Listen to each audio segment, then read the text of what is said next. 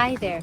Today's video is just a little reminder to keep showing up for yourself, even when life gets busy, even if there is stress, and even if you don't feel like doing something nice for yourself, because that's usually when we need it most.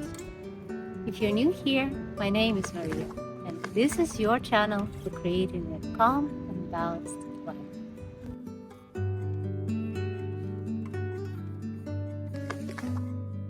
This is going to be a quick video, but I just felt inspired because I had a fantastic yoga session online with a client, and I honestly was super this close to canceling it and rescheduling, because I had a bit of a stressful day and being pulled in all directions. It's also a summer vacation time, so anyone who has kids knows what it's like to balance work and summer vacation, entertaining the little ones.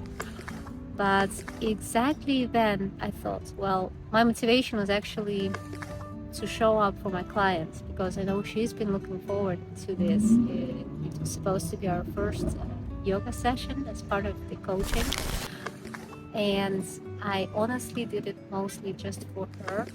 But when I did it, and I am considering myself to be very lucky to do yoga, to do breath work as my job, because when I do a yoga class, I actually derive all the benefits of the practice myself as well.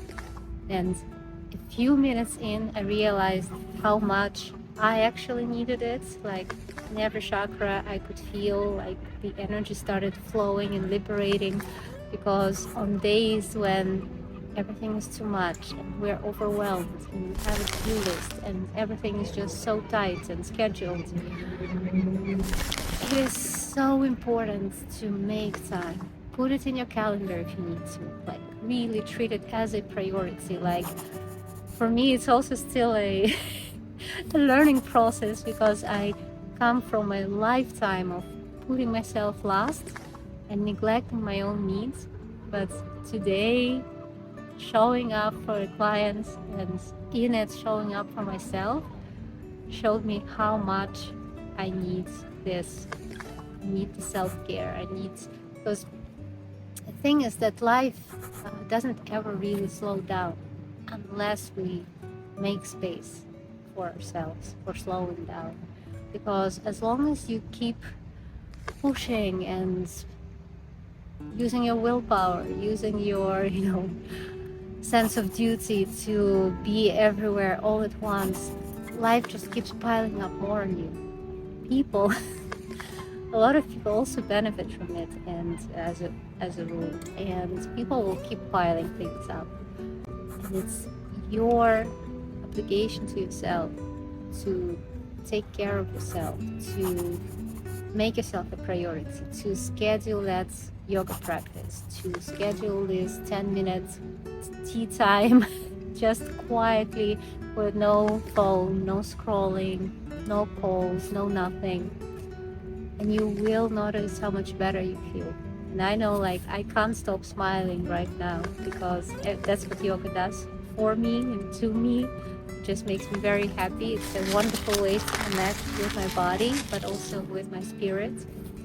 And yeah, it's so easy. Even when I sit and I talk about things, and I want to be very clear that for me it's also still a journey, and the process and the practice is about rewiring our brain. It is about creating this new neural pathways where self-care is a norm, where prioritizing our well-being, physical exercise, eating good food, taking care of ourselves is a norm. Because changing this conditioning, especially if it lasted for years and years, and maybe our entire lives, that we were conditioned that self-care is selfish, that we need to do everything for everybody else, that it takes, I honestly don't know how long it's going to take me to fully get over it. And for me, it's still a conscious effort. It's still a daily choice. It's still something You need to really, like, you need to practice, you need to keep choosing yourself every day, and especially on days when life gets hard, because if we keep pouring from our cups without filling them, eventually the cups run dry. We need to refill them.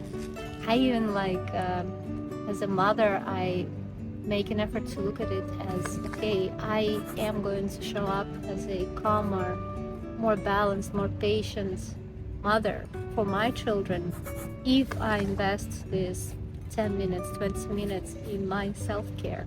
And you can choose what refuels you most, what you love, what lights you up. And at least add one thing to your routine. Maybe it's not every day, maybe it's a few times a week, maybe it's a dance class or a yoga practice or a walk around the block or in the park, in nature. I have so many tips in the playlist on creating a calm life. You can see in the video description where I talk about the different ways that I refuel myself, that I refill my own cup. But it's so important to choose something you can realistically do and keep doing it. Keep doing it, especially on the days when it seems like it's impossible. You owe it to yourself, you owe it to your loved ones to be the best version of yourself. Life, we only have, of course, there are many theories, but in the end, tangibly, we have this life right now. That's what we have. And why not live it as our best selves? And I think that when we prioritize ourselves, when we prioritize self-care, we also allow others around us. We lead by example, especially for my kids. I always think, do I want my kids to grow up with an example of a mother who was pushing herself, running herself into the ground, or someone they can see shows self-care, even if it's a brief yoga practice or a brief quiet moment, because I know that then when they grow up, they will choose themselves as well. They will know that self-care is normal. So think about it. Share in the comments if you have any ideas, and if you have some things that light you up, which make you feel best, something maybe that helps you connect with your body, with nature, with your heart, with your spirit. I'm really happy to read your comments and make an effort to read every comment and to respond to most of them. And I will see you here next Thursday. I'm wishing you a wonderful day wherever you are.